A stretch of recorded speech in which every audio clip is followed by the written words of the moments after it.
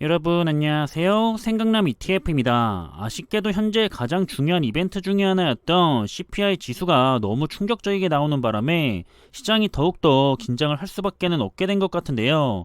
그럼 어제까지 마무리가 됐던 국내 주요 ETF들의 성과를 정리해보면서 현재 전체적인 시장의 흐름들에 대해 한번 살펴보겠습니다. 그럼 어제 13일이죠. 수요일까지 마무리가 됐던 국내에 상장된 주요 ETF들의 성과에 대해서 한번 정리를 하자면, 먼저 환율의 변동에 대해서는 조금 더 내려갔는데요. 이번에도 전날보다 마이너스 4원이 하락을 하면서 마무리를 한 모습입니다. 하지만 여전히 1300원이 넘어가 있을 정도로 환율이 굉장히 높은 상황이죠. 시장 전체적으로는 좋은 현상은 아니기 때문에 하루라도 빨리 내려왔으면 좋겠다는 생각이고요.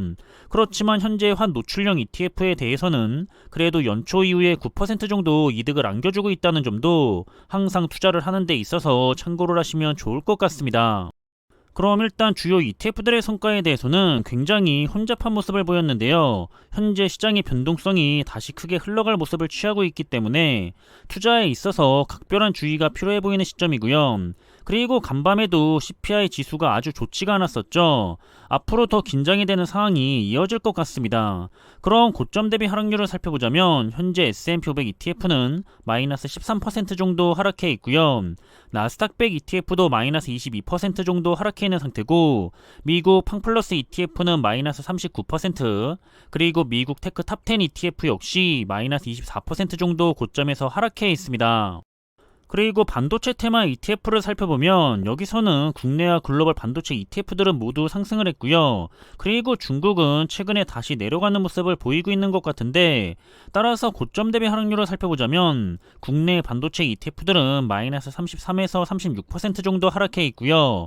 가장 중요한 글로벌 반도체 ETF들은 마이너스 30%, 그리고 중국의 반도체 ETF는 현재 고점에서 마이너스 28% 정도 하락해 있습니다. 다음 살펴볼 부분은 미래자동차와 관련된 국내 ETF들인데요. 이 분야들도 의외로 모두 좋은 상승의 흐름을 보였고요.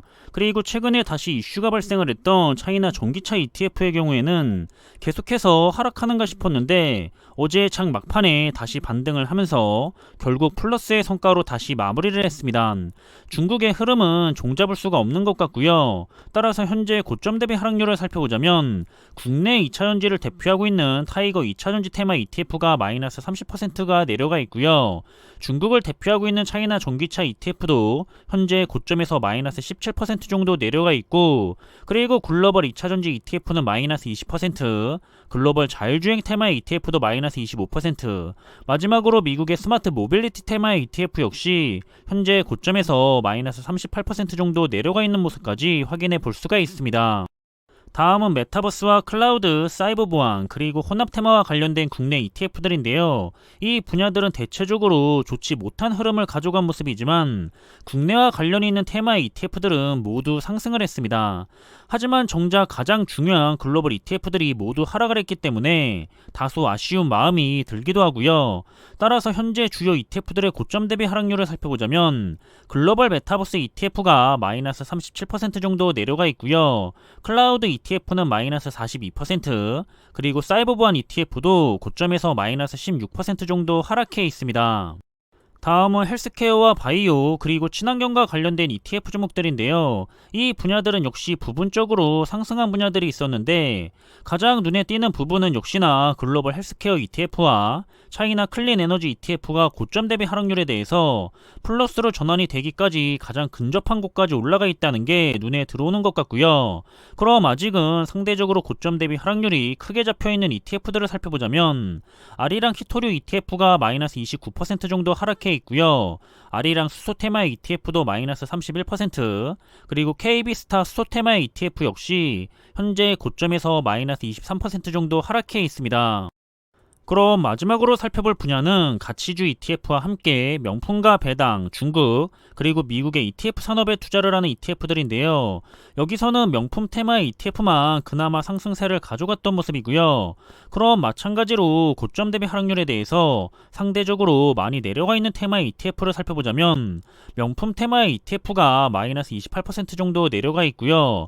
중국의 가창판 ETF는 마이너스 20%, 그리고 중국의 항생테크 ETF가 현재 마이너스 52% 정도의 하락률을 보이고 있는 중입니다. 그럼 이렇게 지난 수요일까지 마무리가 됐던 국내 시장의 주요 ETF들의 흐름들을 정리를 했는데요. 투자를 하고 있거나 관심 있는 종목들에 대해서 꾸준하게 모니터링을 하는데 도움이 되었으면 좋겠고요.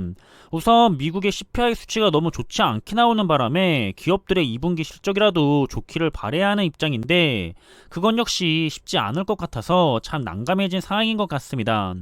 그래도 항상 변동성에 주의를 하면서 좋은 투자를 이어가시길 바라겠고요. 그럼 이번 영상은 여기서 마무리하겠습니다. 오늘 하루도 모든 분들이 즐거운 하루가 되셨으면 좋겠고요. 저는 다음에 다른 영상으로 다시 찾아뵙겠습니다. 감사합니다.